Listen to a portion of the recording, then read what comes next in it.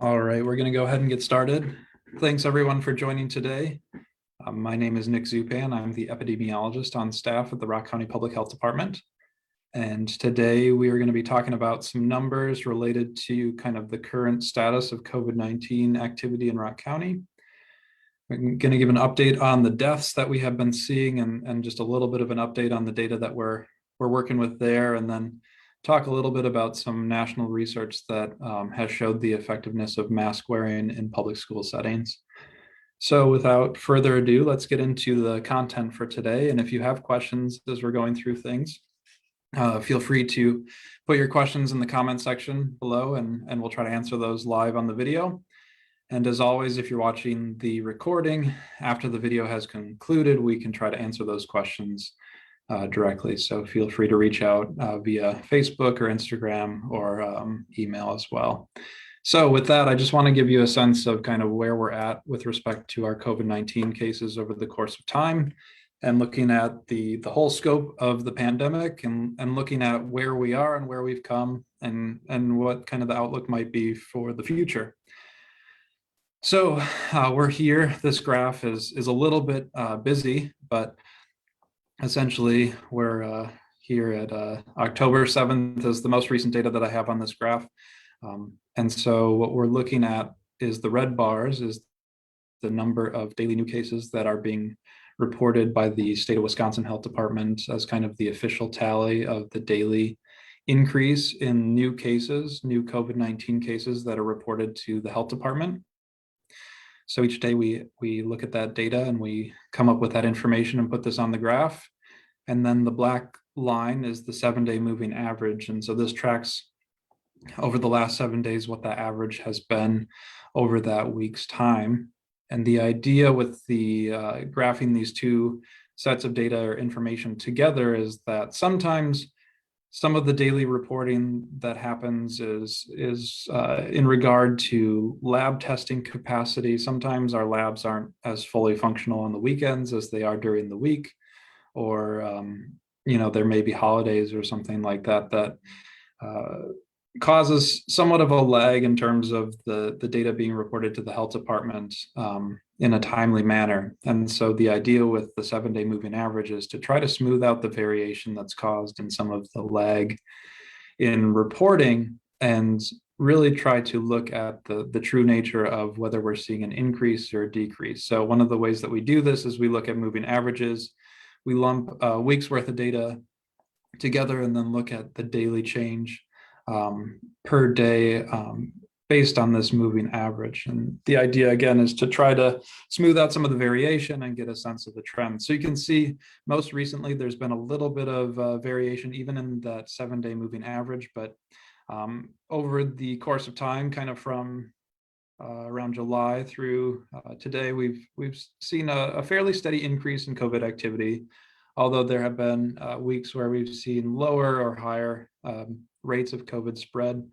Right now, we're averaging just under 50 new cases being reported to the health department per day over the last week. So we are in a period of higher spread than we had seen in the last few weeks. There was a little bit of a data lag that we had reported on a few weeks ago. I think it was 3 weeks ago now. And so that caused kind of this dip and then a spike back up.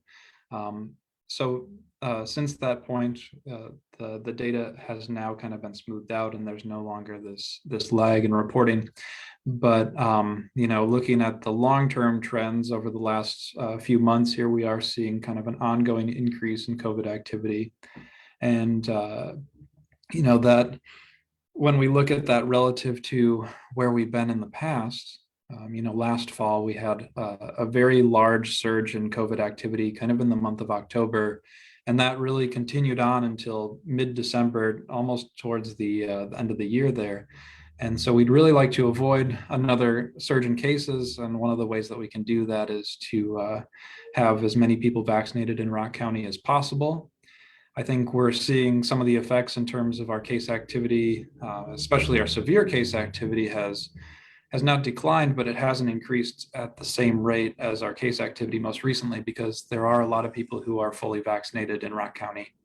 And if you have questions about the vaccine, whether that's about the safety or effectiveness of the vaccine, I encourage you to talk to your healthcare provider.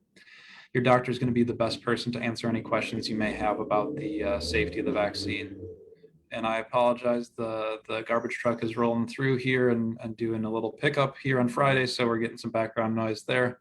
So really just wanted to cover that in terms of what we're seeing in COVID case activity. The next metric that I wanted to cover for the stream today is related to COVID-19 deaths. So these are deaths that are the result of COVID-19 infection. And some of the trends that we're seeing is, as I mentioned, we haven't seen the same level of increase in our COVID deaths that we have seen in the increases in case activity, but we have seen kind of a slow and steady increase in those who are dying from the disease in Rock County, unfortunately. And so wanted to just give you a sense of that. Our hospitalization numbers have been kind of bouncing between 15 and 25 patients on any given day who are in the hospital getting care for COVID-19 at one of the 4 Rock County hospitals.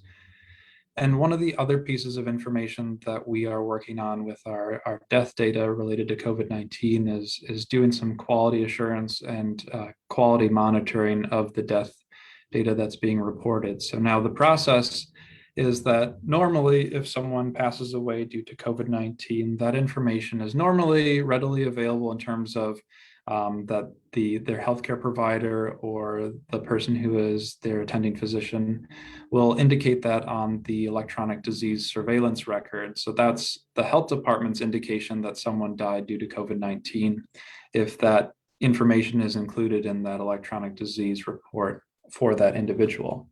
There are certain cases where the attending healthcare provider at the event of someone's passing, they may not know that that person had COVID-19. And until this information is reviewed by our medical examiner in Rock County and there's an autopsy and things like that, and the investigation is done related to that person's death, that information may not be recorded immediately. And one of the things that we're working on doing is reviewing our death certificate information.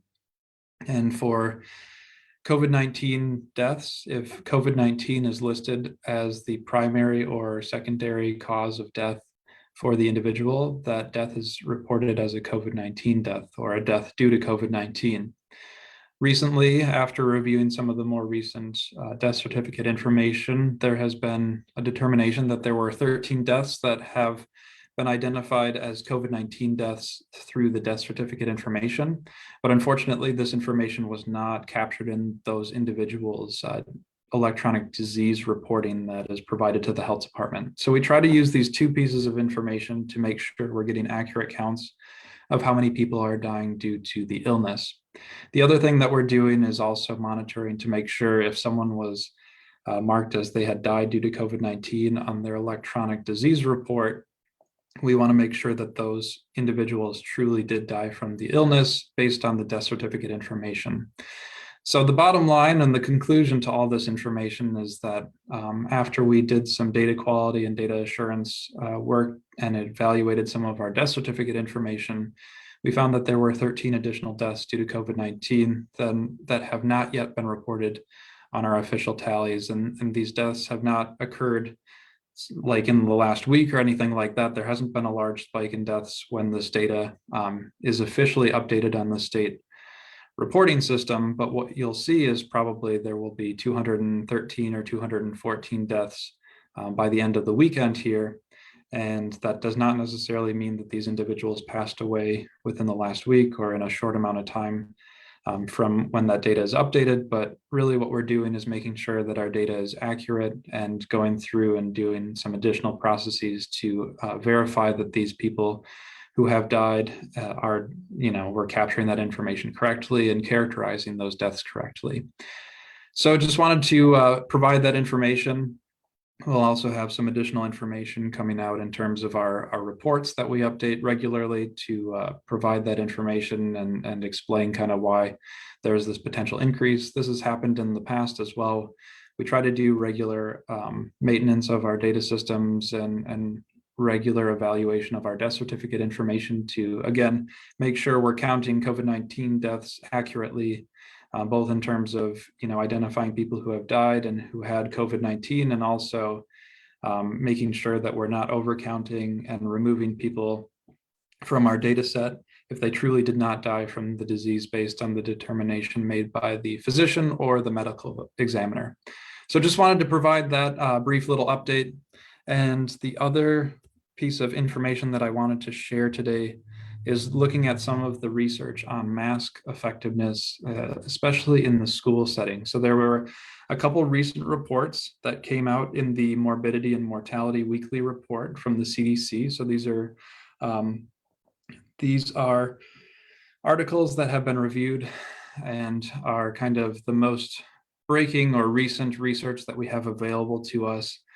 This is kind of important information as we're looking at reducing the spread of COVID-19 and trying to limit the spread, especially at the beginning of the school year, and looking at some of the interventions that have been effective. So I just wanted to talk through a couple of these studies and provide a brief summary of some of the information that they found. So the first one is a study from Arizona, a couple different counties, Maricopa and Pima counties in Arizona, looking at COVID trends at the beginning of the school year and looking at comparing outbreaks in schools that had mask mandates and then schools that did not have mask mandates. And then the second study is looking more nationally at counties where school districts across the entire county had mask requirements, and then comparing those to counties where schools did not have mask requirements and making those comparisons. So the first study in Arizona just looked at basically the districts and the schools that had mask requirements and how many of those schools had outbreaks of COVID-19. So these would be defined as an outbreak of COVID-19 as 2 or more cases in the school setting that are linked to spread within the school setting. So these are not people, siblings who are household contacts who are, spreading the disease probably at home. This is more looking at what spread is happening within the school setting. So if there are 2 or more cases in the school, that's considered an outbreak. And what the study found is when they made the comparison for the preliminary data from the school year, that there was a 3.5 times more likely chance of COVID-19 outbreak in the schools where there was not a mask requirement.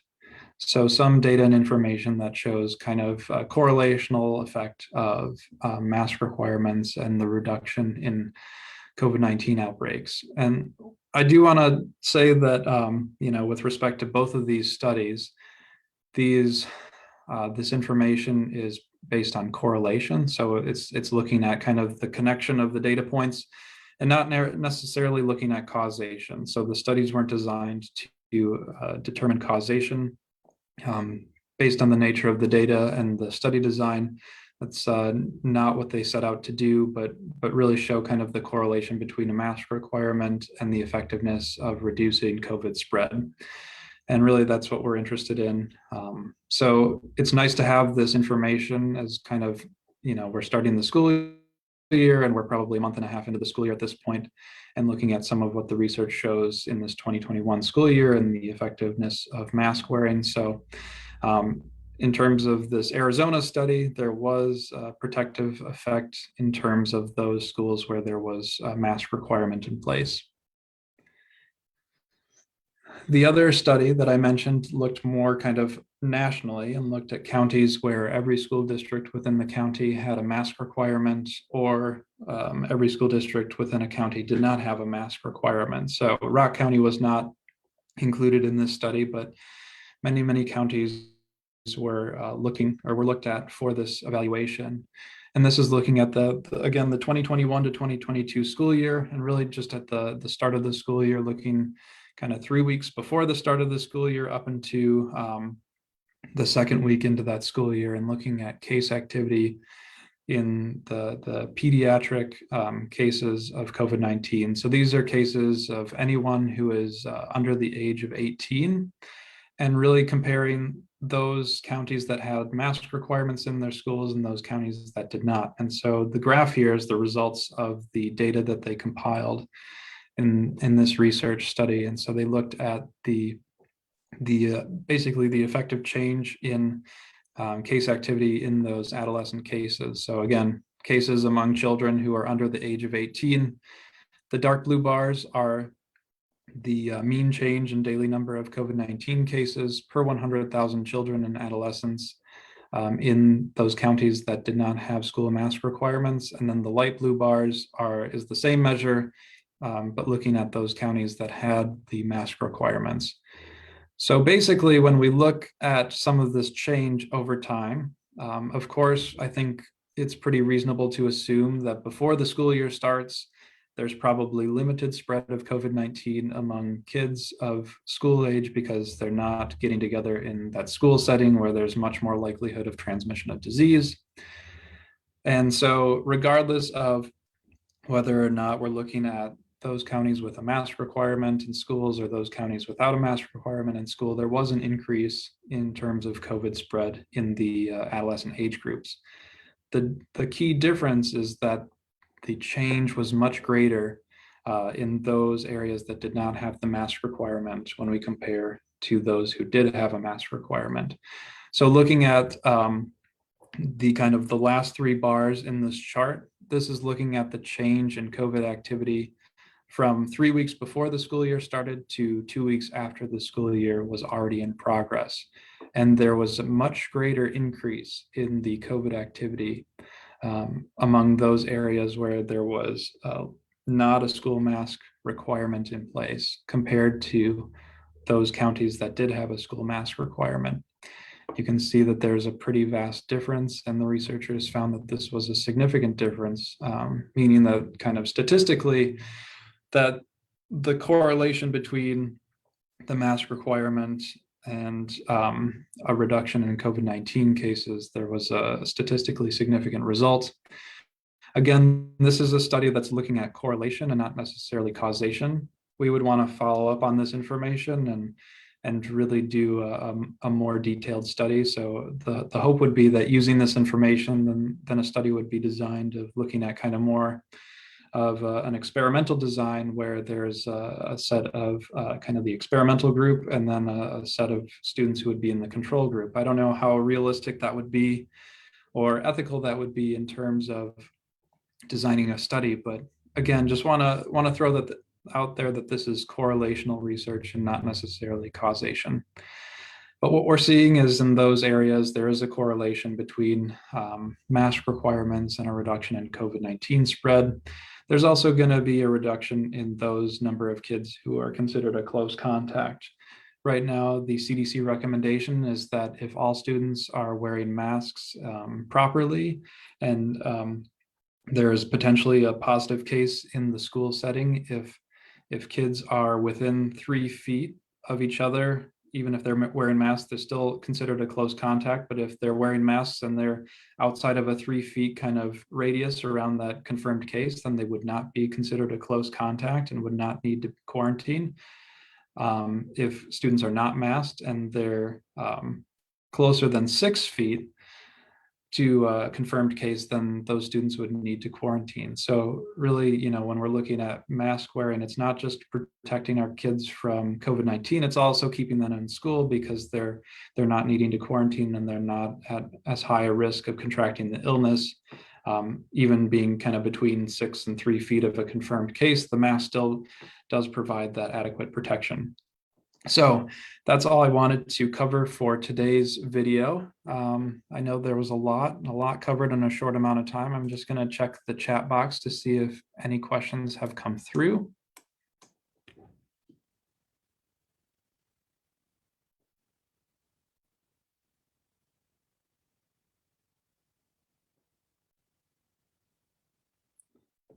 All right, doesn't look like there have been any questions. Again, if you're watching the recording of this video, you can always ask us questions via social media. But that ends the stream for today. So thank you for joining us, and we'll talk to you in a couple weeks. Bye, everyone.